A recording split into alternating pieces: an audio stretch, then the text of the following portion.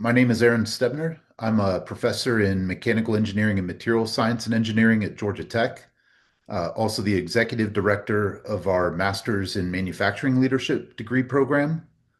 The general attitude and shift around AI technologies and their research and development, and now seeing more of their deployment and use has shifted a lot in manufacturing over the last 20 years. So 20 years ago, if you brought the word up and brought up automation, everybody would tell you about how many jobs we've lost, how many families have been decimated, how all the manufacturing's moved overseas, and how all of this AI and automation business is taking away jobs from people in America.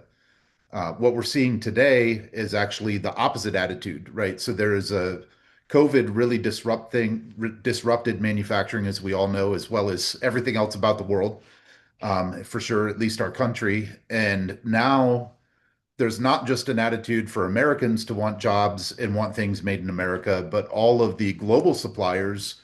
We are by far the largest global consumers of many technologies. And so we're seeing foreign companies not just reshoring of jobs we lost to globalization, but also foreign companies wanting to invest in manufacturing in the US. However, we still don't dream for our children to grow up necessarily and do something like debone chickens their whole life for 30 years to earn a pension, right? And so automation and AI are what are making it economically feasible and advantageous and desirable to automate away those dark, dirty, dangerous jobs. Let the AI take over the repetitive, thoughtless processing of data and making sense of the data, and put people into places where they can be innovative, earn better wages, and this goes for all kinds of people with all different capabilities. So we've worked on projects with aerospace suppliers coming up with smart safety glasses that give 10-step instructions on prompts to the humans.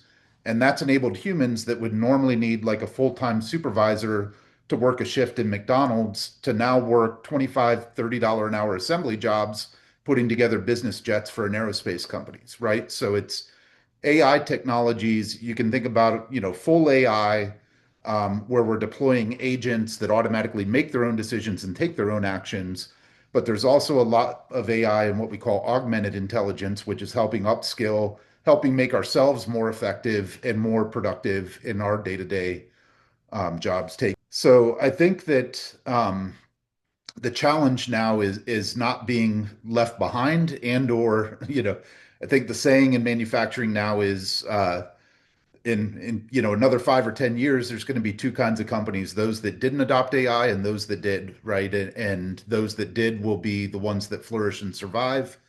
But at the same time, with any technology, right, there is this sense of how do you, the technology itself is neither good nor bad, but how people choose to use and implement it make can have dramatic impacts. And so there's also this big social responsibility.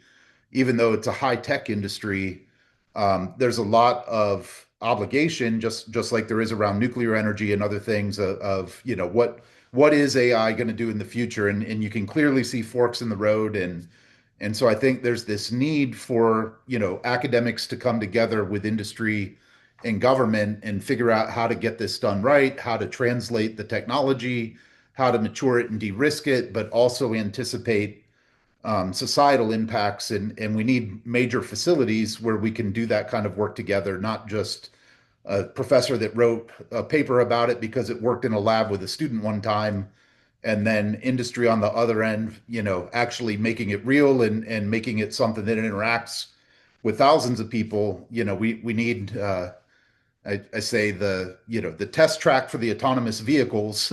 We need that for all these other AI technologies too, right? We've been testing autonomous vehicles on private tracks since the 1920s. Was the first Time magazine article about a remote controlled car, right, without a driver. And we just started testing Waymo systems on our streets, actually carrying people in the last year or two, so over 100 years, right? And we need those same kind of test and de-risking environments and those translational environments from discovery to getting it ready and safe to deploy to society. So that's a big part of what we work on.